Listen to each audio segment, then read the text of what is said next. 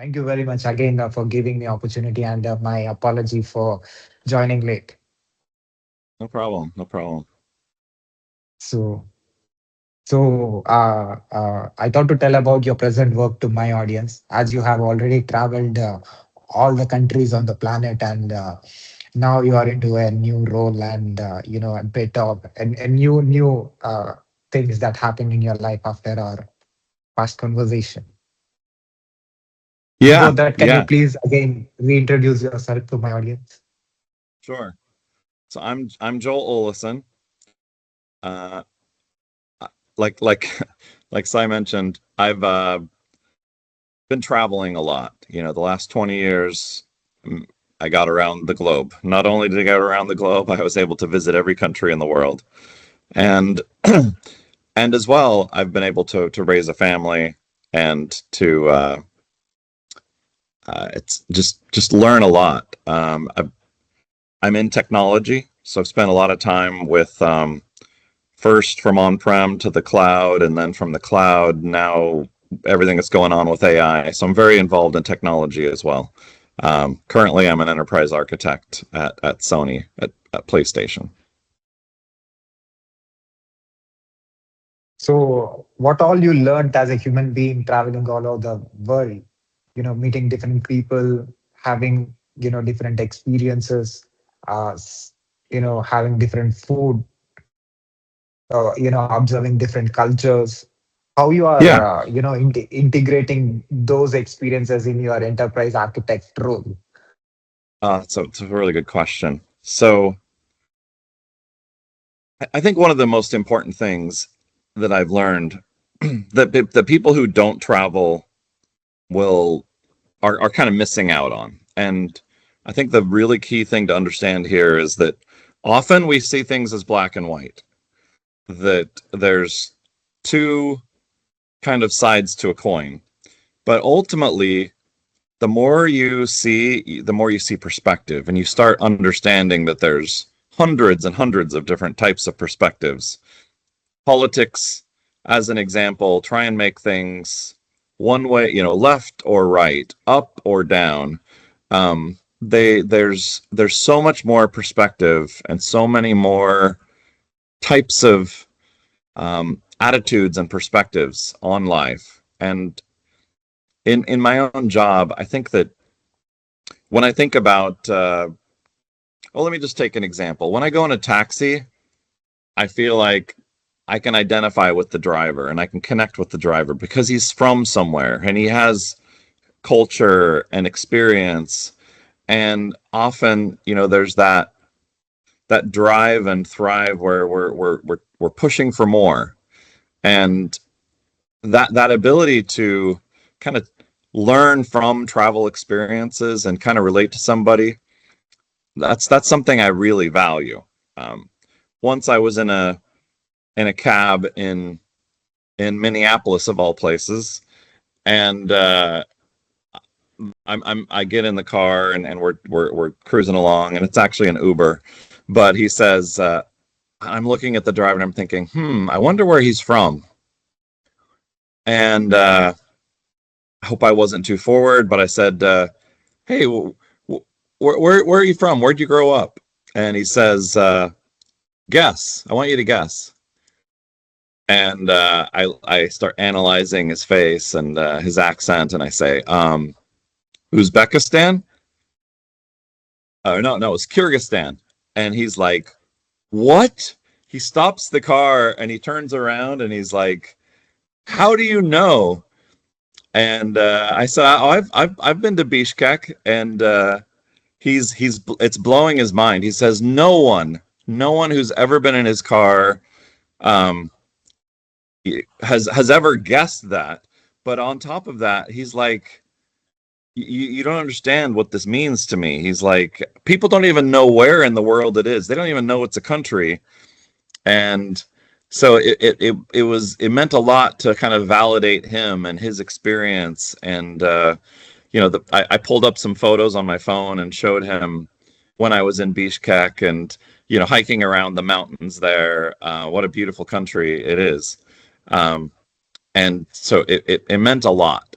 And that's what I value, is being able to connect with people no matter where in the world they're from. I can immediately have a connection with them and talk to them about their world, their experience, and that's super valuable. So, so anytime have you felt that I am ahead of a lot of humans in terms of experiences and having information about different things? Yeah. I very much feel like it's like sometimes I wonder, Santa Claus, like obviously Santa Claus is a Christian thing, but you think about this man who travels to every kid, and he knows what they want, and knows, whether they've been bad or good, and that kid kind of really looks forward to that visit. There's something to that, of like having been everywhere, being able to essentially connect with someone on their level. It's like I've had experiences that I feel like allow me to connect to them and accelerate something that otherwise would take weeks or months, just because I've, met their culture or met their tribe, visited their home, and it's very meaningful to them. Um, Another kind of quick experience: I was in Somalia, had just landed in Hargeisa, and I didn't have any hotel reserved. I wanted to kind of just explore the area. I wasn't getting in super late, so I kind of wanted to just explore the area and find out what I was going to find. A lot of people might think that's super crazy. What, you're arriving in Somalia without a reservation? But I get on the ground and I'm starting to walk out, and this local says to me, he's like, "Where are you going?" And I'm like, "Well, I actually need to figure that out. I know I want to go to the camel market, but I'm not sure where I'm going to stay."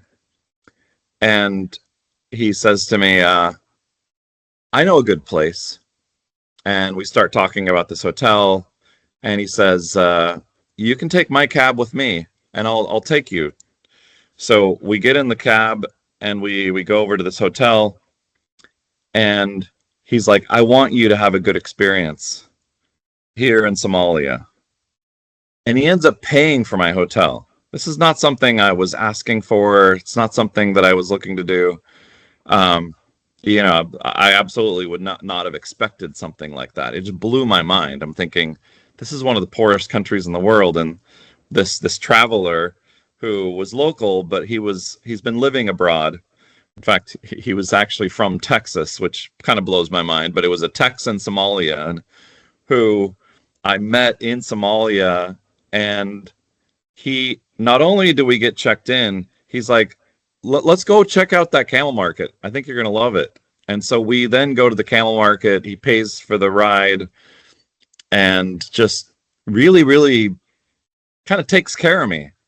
And it was an incredible feeling, to just think how much people just want to be understood, and they want people to, they care.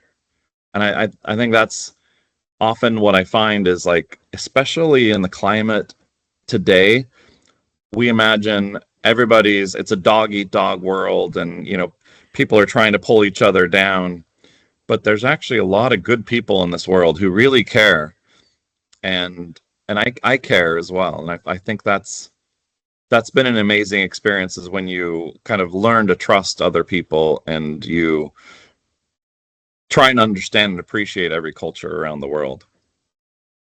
You must have a very open-minded, mindset in order to adopt to completely random places and with talking with random people, having random conversations. So, how did you develop that, or to you individually you have that from your childhood, or you got inspiration, or you just watching by nature, you by experiencing you felt like the flow is going like this. I will go in the flow. I think that social media has encouraged this, where it's like you can talk to strangers. Obviously, there's a lot of bad things that happen at the same time, but let me tell you personally, I was a blogger, back in the day. I still try to be active on social media, but um, I had written that, hey, I'm going to the Middle East. I'm going to be visiting. I was going to a conference in Dubai, and I basically wrote on my blog, hey, should I go to the pyramids or should I go to Petra? Or should I go to Israel? So I basically put those three ideas out there. And I had comments from my readers. One said, come come to Jordan, come visit our user group, speak with us, and we'll take you out to Petra. We'll make it a personal experience. Like they my fans, those people who followed me kind of provided this opportunity. And I was like, wow, this is amazing. Yes, I want to do this. So I kind of put myself out there a little bit. And they absolutely kind of put their arms around me, and said that we'll take care of you. Another guy from Israel says, come come to Israel. We'll take you to Jerusalem. And this is a Jewish guy. He says, we'll go walk the steps where Jesus did. He kind of understood that would mean a lot to me and blew my mind. I was like, yes, yes, yes. So in this moment, I kind of connected with people on both sides of that border. What I didn't realize is I was actually talking to Palestinians in Jordan, people who had been kind of displaced and their families have been pushed out. And that's, I don't want to get into politics here, but basically what was incredible to me was I had a week in Palestine, in Jordan, and they brought me to the West Bank. And then I was able to kind of cross over and meet my Jewish friend on the other side, somebody I hadn't met, only through the internet. And then I stayed with him and his family in Israel for a week. So it was like a week in Jordan with my Palestinian friends there, and then a week in Israel. And what was amazing was that kind of transfer between the two and coordinating with them. And it really was very, very meaningful, but it's like in small doses, I was able to kind of see both sides. And obviously that I very quickly learned there isn't two sides, because once I was in the West Bank, I find some Palestinians who have Israeli passports who essentially have moved and live in Israel proper, not just the West Bank. And the perspectives couldn't be more different. Um, it's incredible just how different and how delicate that situation is. And just when you think you figured it out, you find no, no, no. What you're hearing on the news is one thing, and to understand that perspective, you actually need another lens to be able to interpret it. And things are not as simple as they seem. There's a lot of nuance, and it's very helpful to be able to have people that you can connect with and have personal conversations so you can understand their experience. And don't be quick to judge. So, what kind of a difference that you see in yourself before and after travel? I'm much more understanding. I'm much more patient. I want to be able to understand people and understand relationships in this world, because I feel like what's the crazy stuff that's going on in Iran, Middle East right now, especially Israel, the US. All you got to do is say those words and everybody gets riled up. Everybody has a perspective. Everybody has an opinion on what should or shouldn't happen. And I've even had people who are like, oh, just nuke it. Those kinds of attitudes are just so wrong and so short. And the idea that, oh, you can just take out this leader and it's going to change everything. On both sides of that equation, the people who've suffered for many years waiting for change to happen, yeah, I empathize with that. And how it's changed me, it's changed my heart. And I love I love the world. I love all the cultures, and um, it's it's been great to be able to understand all the different people that I have interacted with. And not every experience is amazing. I'll point out that when I was in Mauritania, I was I saw this scene where there were camels all the way across the it's like hundreds and hundreds of camels. They were headed to some water, and I was like, stop, stop, stop the car. Let's get out. Let's go check out the camels. And it was amazing. And as I started to kind of see what was playing out, I saw this um, master with his servants, and he had many wives. So it was really kind of awkward. First, it almost seemed like slavery was playing out right in front of me, and as well, it almost felt like he was telling us not to take photos and was getting up very, very mad and upset at us. And we're just trying to take pictures of the camels, right? We just thought the animals were very beautiful and very interesting.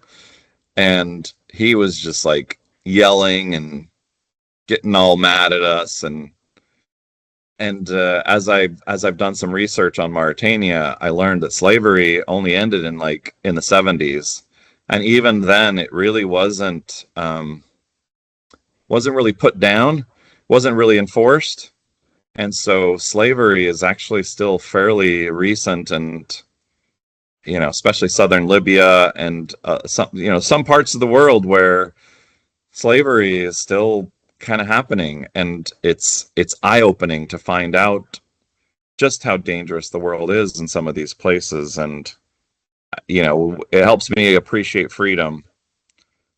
um, Another kind of quick story as it relates to danger and extreme kind of situations.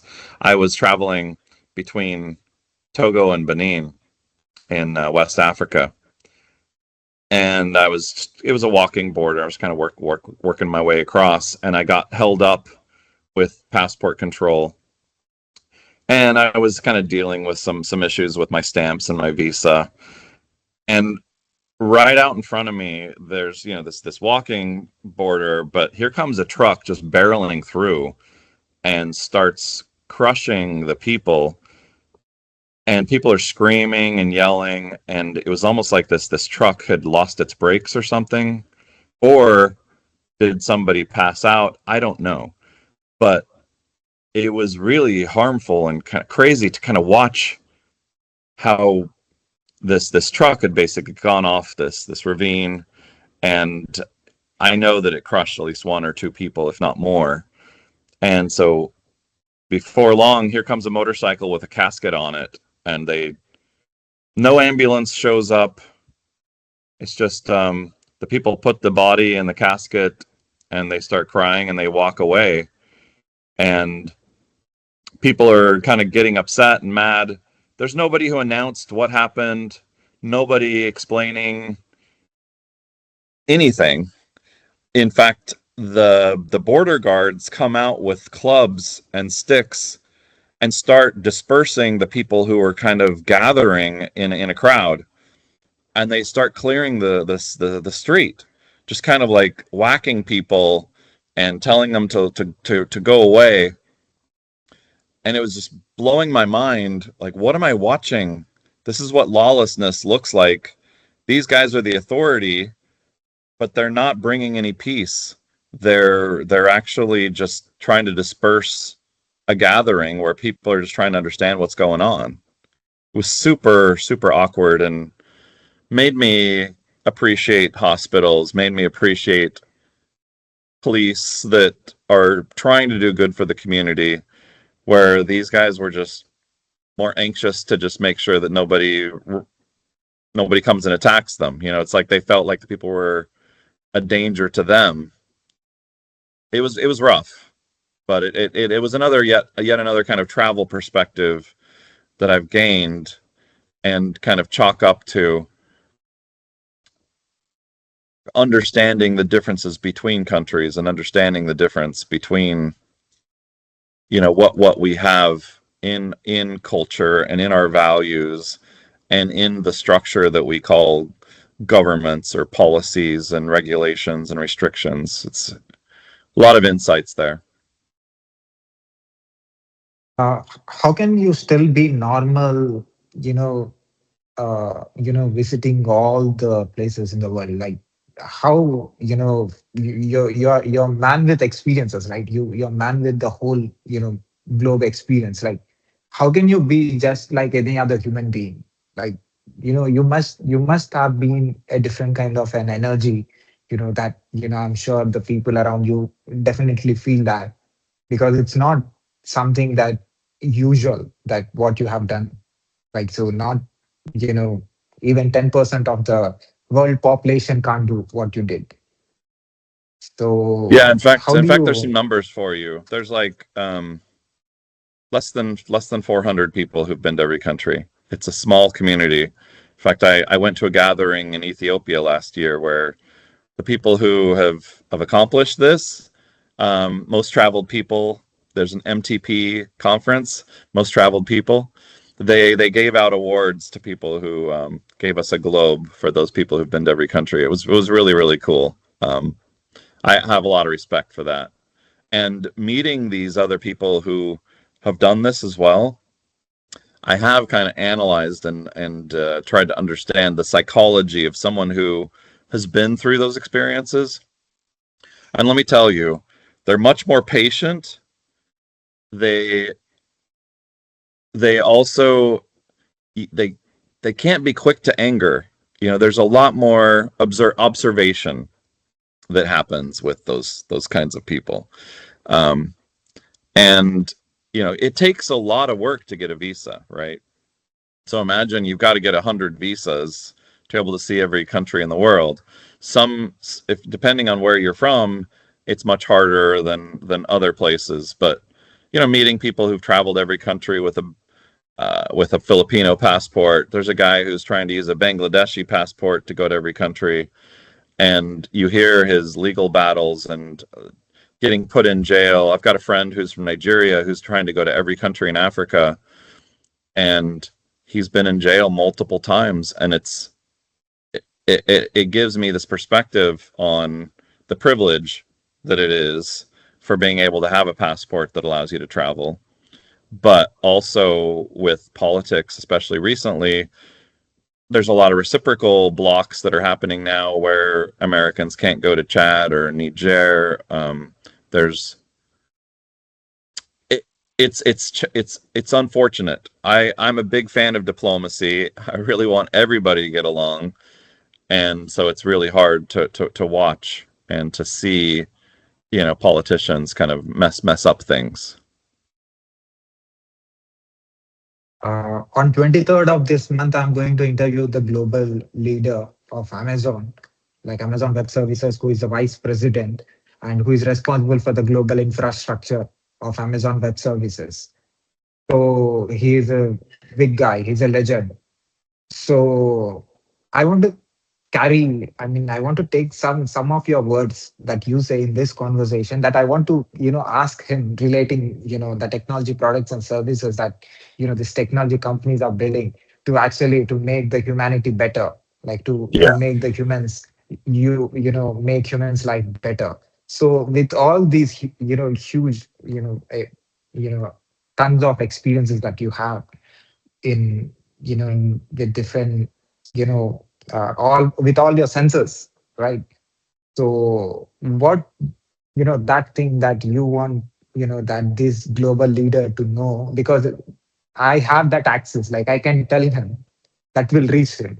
So anything that comes, through him, it can be a product or a service through, worldwide, one thought, that contribution will be yours, that because you are extremely valuable person in terms of experienced, experiencing the experiences. I hear what you're saying, and something that I've done just recently is I started a nonprofit. Um, and let me kind of share a little bit. I had two different ideas.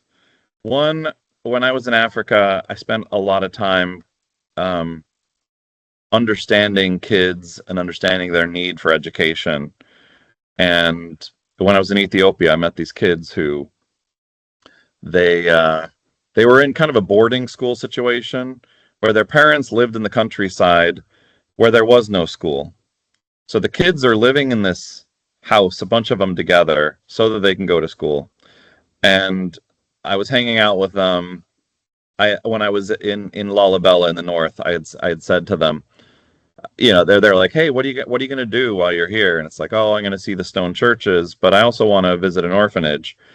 And they're like, oh, what orphanage? And like, I don't know. I just want to do something nice for the kids who are here. And so they go, oh, we'll take you. We know where the orphanage is. So I follow these kids to this orphanage, and we knock on the door, and these kids, nicely dressed kids, answer the door, and they say their headmaster isn't there. And I'm looking at the kids around me who are barefoot and probably only have one pair of clothes, and the kids behind the door who were at the orphanage seemed like they were actually being taken care of, well fed, nice clothes. And I was thinking to myself, when people donate, they really don't know who ultimately is going to get their donations.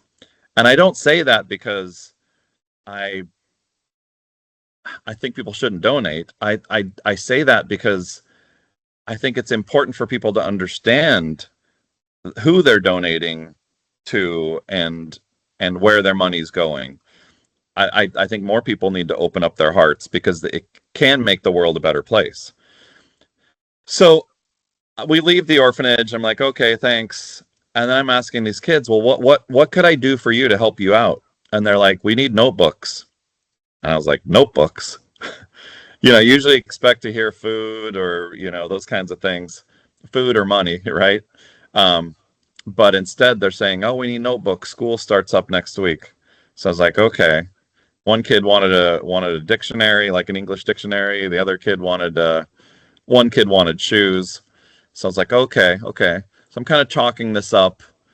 And the next day I'm with these kids and we go to this festival. They're practicing for an upcoming event. And they say,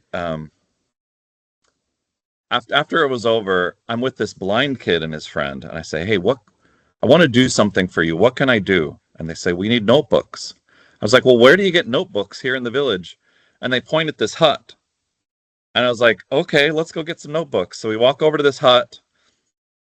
And I was like, do you have notebooks? She's like, yeah. And she pulls out this stack of notebooks. I'm like, I want all of them. I want all the notebooks you've got. So I buy the stack of notebooks. I think there's like 70 notebooks. And I hand some to my friend, some to this other kid. And we start handing out the notebooks to the kids. And there's kids coming out of so many kids. Like, I had no idea how many kids were going to show up. We end up handing out every single notebook. But before we do, fights break out. There's like a guy with a stick who's knocking kids over the head. Like, we're trying to keep them in lines. It's as if I'm handing out free gold or something, like, free money. But the notebooks mean so much to these kids. It's blowing my mind, like, just how important it is. And they understand it's not just the piece of paper that's valuable, it's the education. They understand what it means for life for them. And after handing out all the notebooks, I run out. And there's these two kids who come up to me and they're like, do you have any more notebooks? Me and him will share. And it broke my heart. I was like, oh man, I just bought all the notebooks in the village and handed them all out. And here's two kids who say they're willing to share the notebook.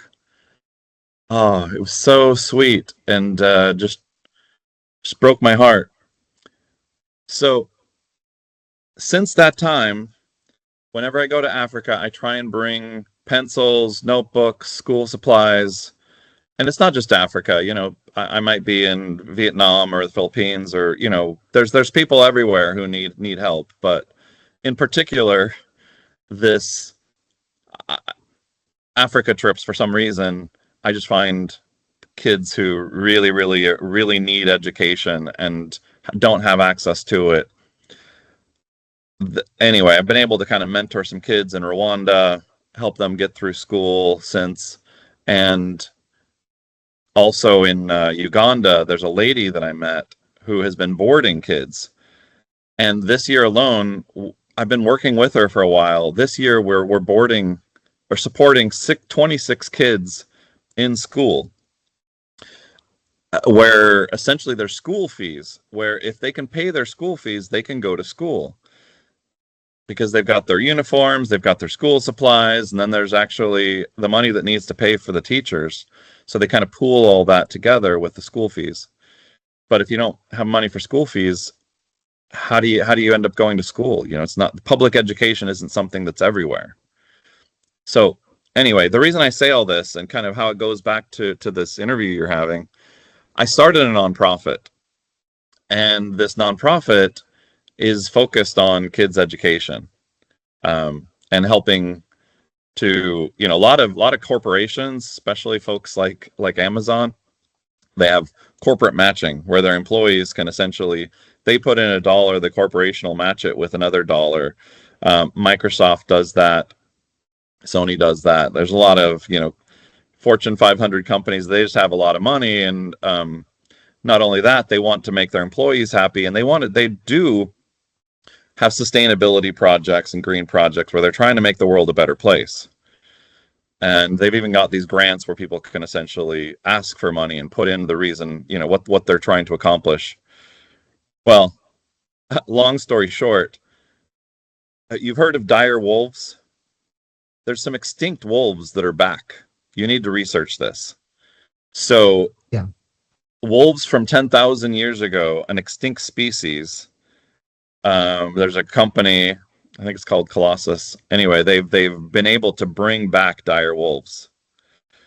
Well, I came across something called giant lemurs. So there's in Madagascar, there's 100 species of lemur. Almost all of them are nearly extinct. Like, they're dangerously. There's less than 100 individuals in a few of these species. It's really sad. And the forest, when you understand what's going on, the people who live there, they chop down the trees and burn the wood to create charcoal, and they sell it by the side of the road. Well, the lemurs live in the trees, and so the lemurs' homes are essentially being destroyed. So I found out that there were lemurs, giant lemurs, like less than 500 years ago. And these giant lemurs were the ones who kind of helped spread the trees. They would, eat the fruits, and then they would, ultimately spread the seeds, and more trees could grow. Well, a lot of these forests just aren't spreading anymore. And a lot of it's turned to farmland, but some of it's just, slash and burn kind of culture. And it's a really awful situation where the animals are essentially leading to extinction. So I started this foundation called giantlemur.com. It's the Giant Lemur Foundation, and the idea is to help educate people on the giant lemur, but also to bring help raise funds to help kids go to school, in places around the world, especially Africa, where kids really, really need it. It's a life changer for them. I'll put the website link on the screen. And also, as you have already spelled it, my podcast listeners who are listening this on audio, it is already reached. So definitely, the good thing, the good cause that you are, working for, definitely, it will become very successful. I believe that a lot of, kids get benefit because of, your support, and Thank you. they'll get educated. Thank you. And not to Yeah, waste more time of yours, one last question. sure. You have traveled, physically, being in different countries. So I'm traveling all the countries virtually. So Awesome. yeah, what's your observation? Me having conversations from all over the world, having especially company CEOs, business leaders, founders, vice presidents, directors, like, and also I'm trying to interview authors, who are writing books, and also psychologists and doctors and police officers. I'm doing something, a bit related.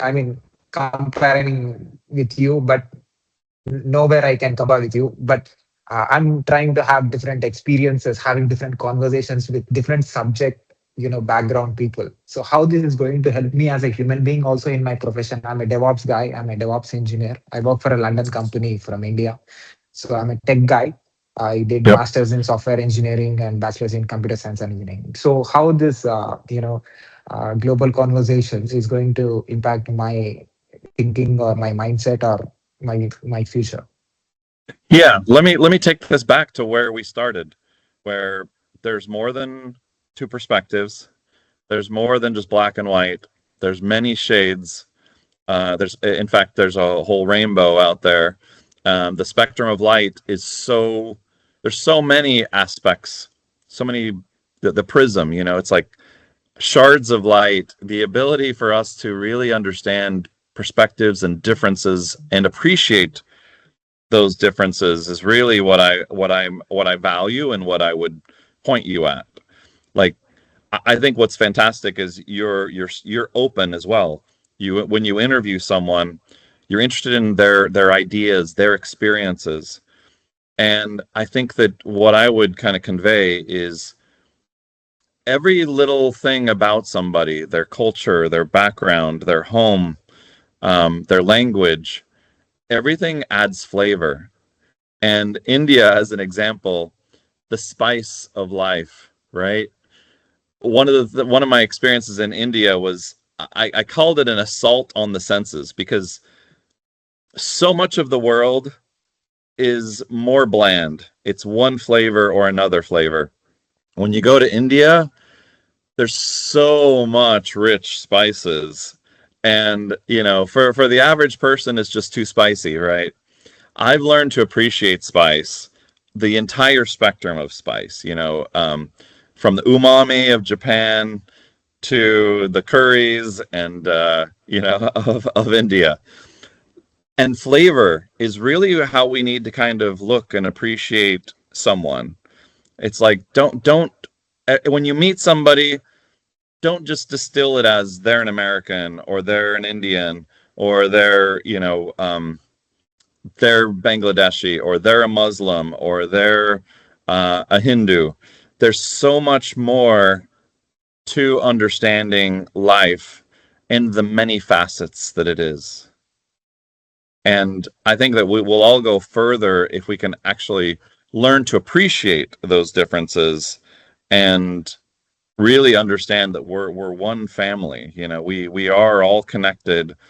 They say we all bleed red, but there's so much more depth to that. Like, there's so much commonality in who we are and what our purposes are. And I I really hope for your success and with the success of your country and all the countries of the world that we can actually create a more peaceful planet and a place where all of us can be successful.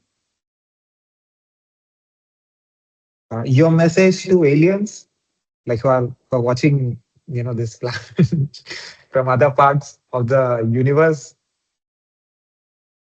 I think that the aliens have a lot to study as well, and there's so much about this planet that there's a lot of flavor here.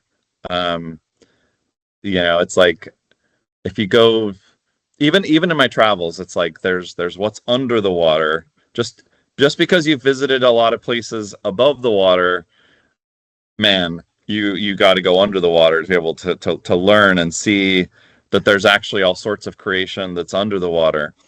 I love the idea of the universe, and even kind of like seeing Star Trek as something that's like a good pattern for us as we look to the future, where it's like in Star Trek you can see all these different aliens working together and solving problems and kind of working toward peace, even though they encounter war and they see these civilizations that don't get along.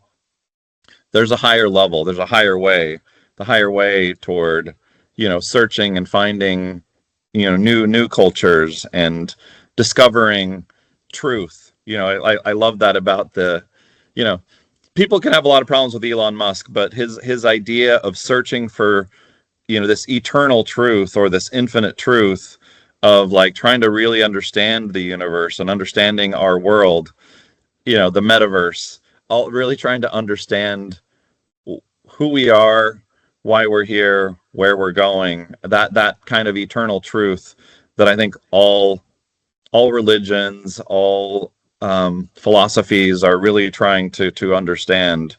It's a great pursuit and worthwhile pursuit. Can I put this podcast, I mean, this interview this clip in my podcast with your permission? Sure. Yes. Thanks, Joel, again for your valuable time. Thank you. Take care, sir. Good Bye. times. Thanks. Bye.